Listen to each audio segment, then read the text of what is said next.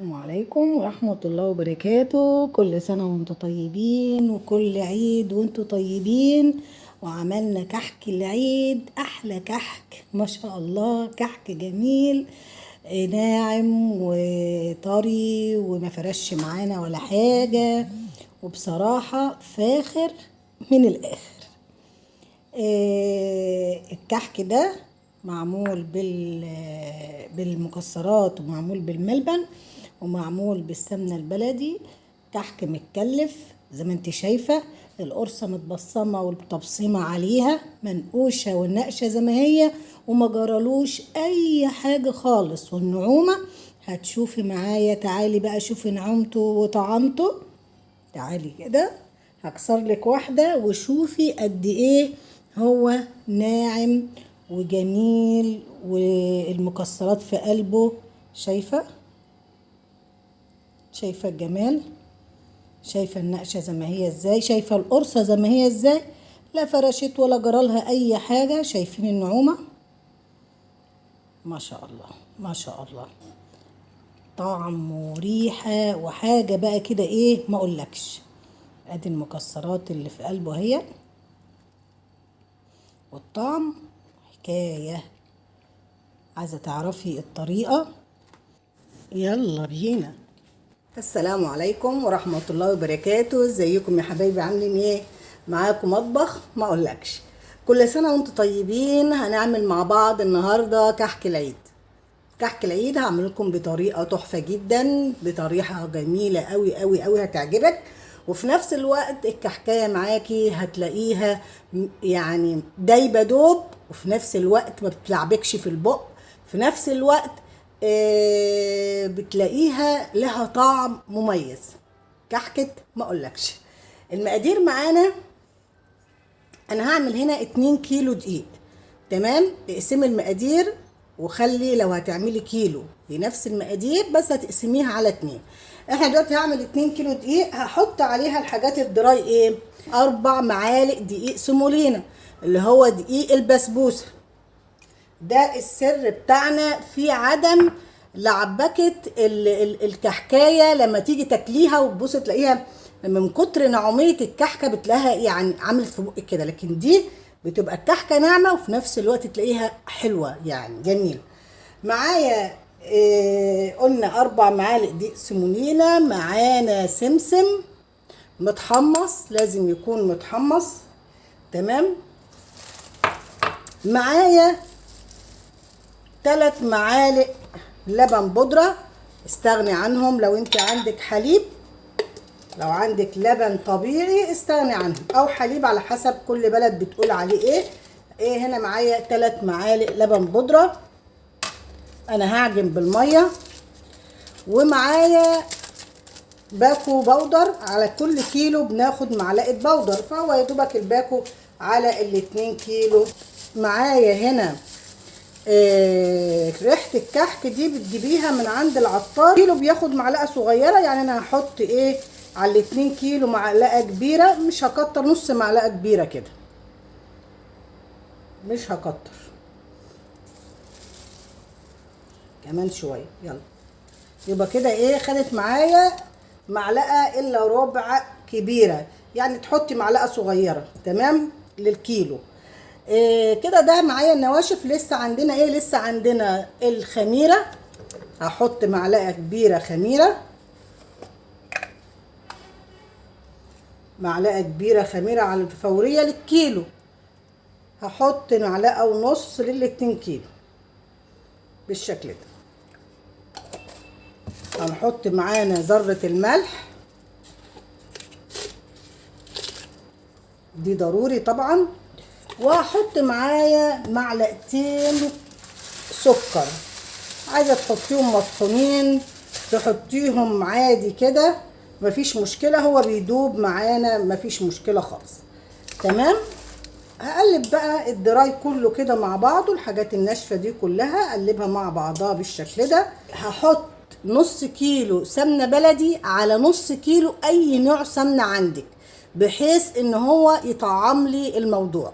تمام، يعني مش هحط الكيلو سمنه بلدي كله، لا انا هحط نص ونص. لو انت قادره تحطي الكيلو كله حطي الكيلو كله، يبقى احلى طبعا واطعم. لكن انا هنا قسمت، حطيت نص كيلو سمنه بلدي ونص كيلو اي نوع سمنه عندك، بس تكون طبعا مش مهدرجه.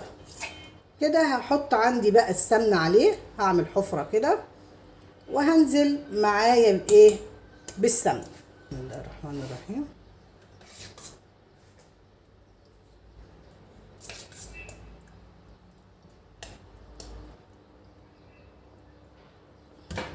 زي ما انت شايفه كده انا حاطه السمنه زي ما هي، ما سيحتهاش، عامله الكحك على البارد تحفه وجميل، ما بيعملش حموضه حرقان على الصدر ولا اي حاجه خالص.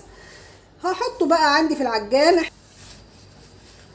معانا هنا الميه بتاعتنا، هنزل بقى العجان ونشتغل. وهنعجن معايا بالميه، مش هكتر عندي الميه لان الكحكه بيحبش الميه الكتير، لو حطينا ميه كتير الكحكه عندي هتنشف ومش هتبقى ناعمه. فاحنا ال2 كيلو دول هنحط عليهم قيمه كوبايه ونص ميه، هنشوف هياخد معانا قد ايه. يعني الكيلو اديله نص كوبايه ميه فقط. بسم الله. هعلي السرعه كده عشان يلم معانا. احنا طبعا الكحك ما بنعجنش، انا حاطه الكف لان احنا الكحك باللم ما بنعجنش عشان ما يعملش عرق وبيبقى مش حلو. تمام، احنا بس باللم. يعني انا كده ايه خلاص، يعني هي بدأت عندي خلاص تتلم كده، ومش هتحتاج مني وهي كتير على فكرة، لان نوع الدقيق ده شكله يعني ايه ما شاء الله خد السمنة كده ومش هنحتاج يعني. كده بقى هنديله المية بتاعته، هياخد مني كده، خد مني كوباية مية، وهديله كمان كوباية. ماشي تمام، هو كده خد مني كوبايتين مية حلوين كده. خلاص بقى هنشوف العجينة عندي الأخبار ايه. بسم الله بسم الله، ما نشوف العجينة حلوة معايا ايه. هنكور العجينة كده ونشوف الأخبار ايه. لو العجينة معانا ما شققتش وحلوة وجميلة يبقى كده مقاديرها حلوة ومظبوطة اهي. شايفين العجينة عندي فلة وحلوة خالص كده. خلاص هسيبها بقى ايه ترتاح شوية عبال ما نحضر الحشوة ايه بتاعتنا. يلا فاصل. وكده يا حبايبي رجعنا تاني بعد ما العجينه بتاعتنا كده وسبناها كده شويه. طبعا الكحك ما بيحبش ان احنا نريحه ولا الكلام ده احنا بس عبال ما نعجن الملبن ونشتغل فيه على طول. ما تسيبوهوش، لو سبتيه العجينه هتجمد منك لان السمنه كتيره طبعا، فتبصي تلاقيه مش هتعرفي تشكليه ولا هتعرفي تنقشيه. تمام، احنا يا دوبك هنعجن. عندي الملبن بتاعي، انا عندي هنا ال2 كيلو احط عليهم كيلو ملبن، عندي مكسرات، عندي بندق وعين الجمل. انا بعشق عين الجمل بصراحه في قلب الكحكه. ومعايا هنا شويه سمسم هحطهم كده على الملبن. معايا سنه محلب صغيره اللي احنا حطيناها على ريحه الكحك، صغننه جدا اهي، يعني شعره كده. تمام، هحط ايه تاني؟ هحط معلقتين سمنه بلدي،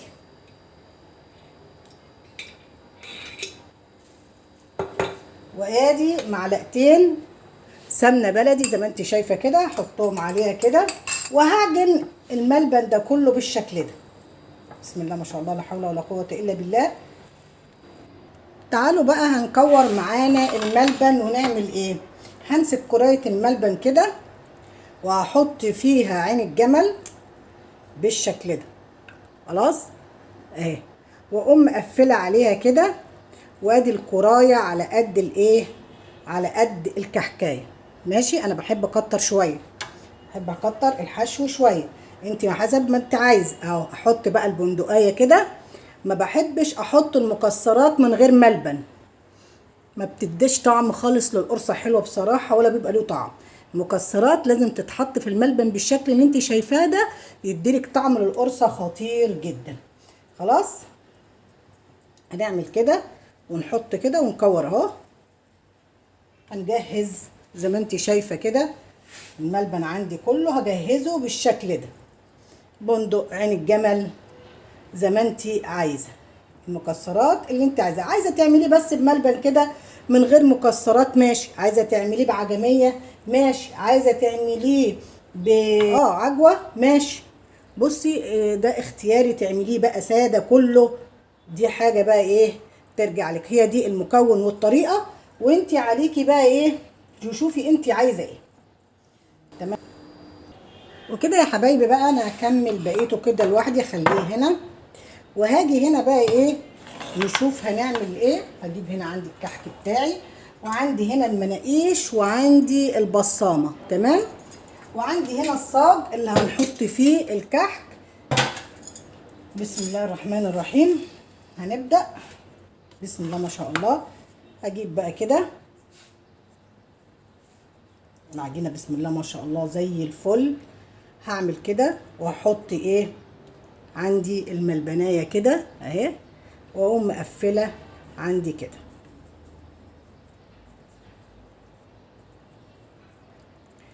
اهي بالشكل اللي انت شايفاه ده، وهسيبها بالشكل ده ارص كده. خلاص. هاجي بقى ايه هعمل كمان واحده. اللي انا بعمله ده هعمله بالبصامه.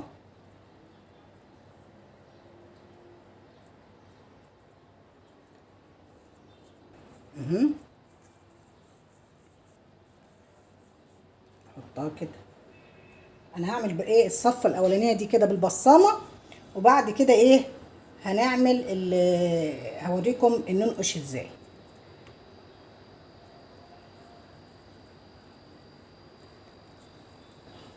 عايزه بقى تصغري اكتر من كده صغري، يعني على حسب ما انت عايزه، بس انا بحب القرصه تكون ولا هي صغيره ولا هي كبيره، تكون متوسطه وحلوه. اهم حاجه عندي الحشو ما يكونش باين من القرصه اهي.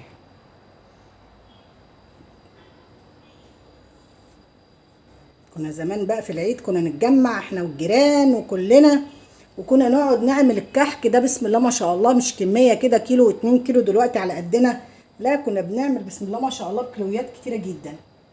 كده عندي بقى اهو زي ما انت شايفه كده، هنزل عليه بالبصمه كده.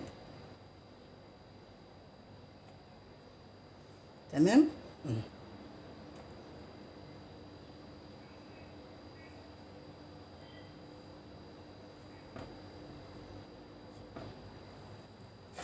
تبقى البصمه زي ما انت شايفه كده اهي. هكمل انا بقى هعمل ايه الاول. هعمل لكم صف بقى بالايه بالمناقيش بالشكل ده. هجيب المنقاش كده اهي، بسم الله كده. المهم احنا بنعمل النقش ده ليه؟ عشان يشيل معانا سكر. بتبدعي انت بقى زي ما انت عايزه بقى في النقشه كده، بترسمي النقشه اللي تعجبك. طبعا كل ده بيتدارى كله في السكر ما بيبانش، بس دي عاده احنا خدنا عليها ان احنا نقعد نشوف كل واحده فينا توري نقشتها للتانيه وتقولك شوفي نقشتي عامله ازاي اهي. تبقى بالشكل اللي انت شايفاه ده. طبعا المنقاش عندي هنا مش حلو، مش مساعدني برضو عشان يطلع النقشه زي ما انا عايزه، لان برضو في مناقيش بتطلع مش حلوه، يعني في منقاش ينقش معاكي كده حلو يبقى سلس، وفي منقاش بيشبط كده. المنقاش ده هو كده مش حلو، مش عاجبني بصراحه. ما عملتش حساب السنه دي واشتريت مناقيش، فالمنقاش ده مش عاجبني في النقش، بس يلا يقضي الغرض معانا كده اهو.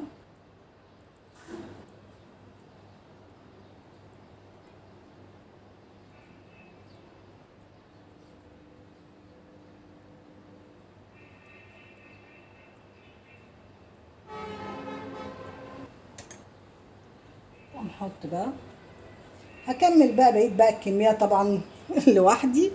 ولما نخلص بقى ان شاء الله انا بحط على الصاج زي ما انت شايفه كده، ما بدهنش اي ماده دهنيه في الصاج، ولا بحط ورق زبده ولا اي حاجه. ورق الزبده هيمصلك كميه السمنه اللي في الايه اللي في القرصه وهينشفها لك. فطبعا ما تفرشيش ورق زبده ولا تدهني دهان، لان القرصه فيها دهانها، فايه مش محتاجه ان انت تدهني ايه الصاج. تمام.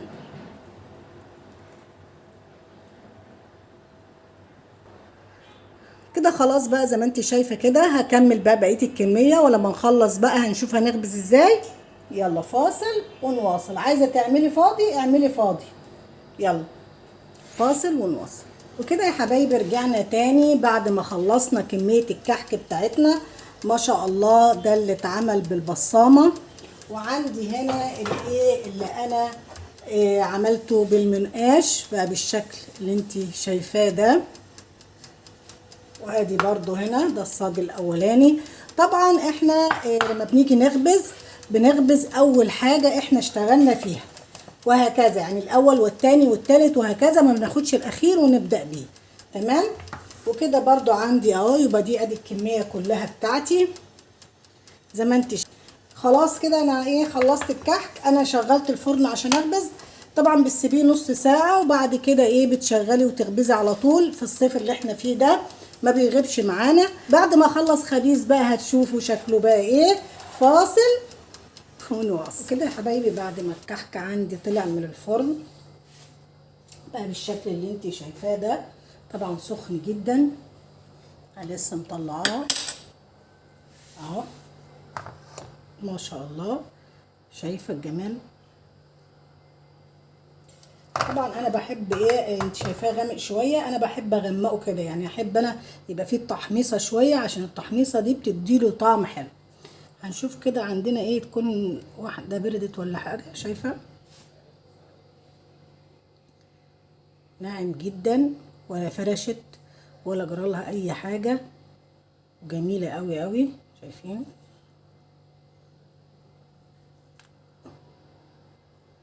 دايب.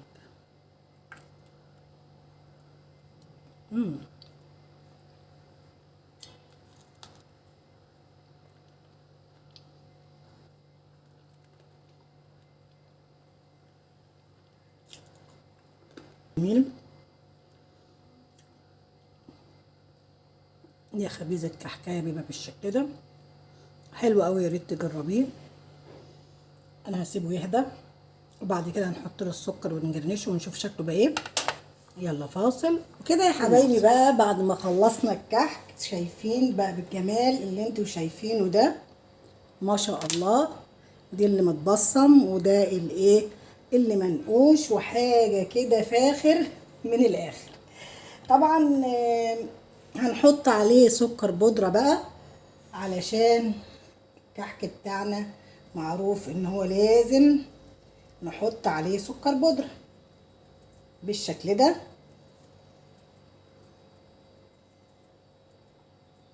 يا سلام يا سلام يا سلام على الجمال وعلى الطعامه وعلى الحلاوه بتاعته. بصراحه حاجه كده زي ما بقول لكم كده، يعني فاخر، يعني كحك فاخر بعين الجمل وبالسمن البلدي، يعني حاجه كده ايه ما اقولكش. تمام كده. كده حلو خالص. عايزين بقى ندوق واحده كده نشوف ايه الطعم اخباره ايه. بسم الله. تعالوا كده نشوف الاخبار ايه. شايفين الكحكه بقى. بصوا بقى يعني مش عايزه ادوقها بصراحه، لانكم العمليه بصراحه بالنسبه لكم هتبقى صعبه. انا هقسمها كده قدامكم عشان تشوفوا النعوميه بتاعته. شايفين. بسم الله.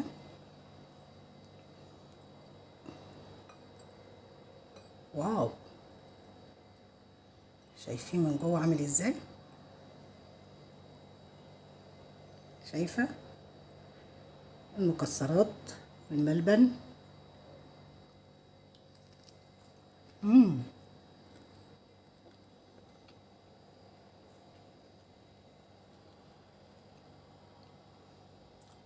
هو بيتكلم عن نفسه بصراحه.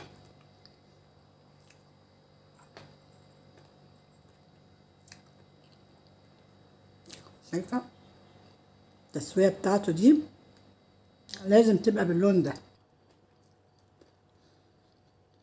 بصراحه. طعم حكايه،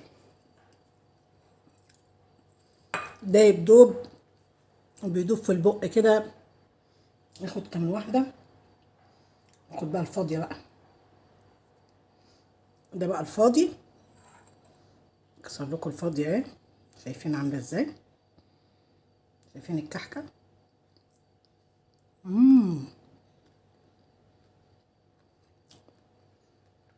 انهار الوان.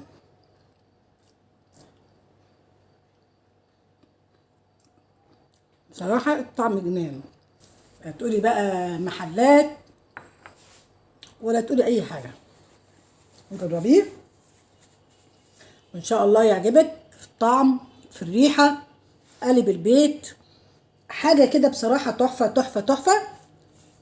اسيبك بقى واقول لك لو عجبك الفيديو ما تنسينيش في اللايك، ولو اول مره تتفرجي عليا ما تنسيش في تفعيل الجرس ليصلك كل جديد.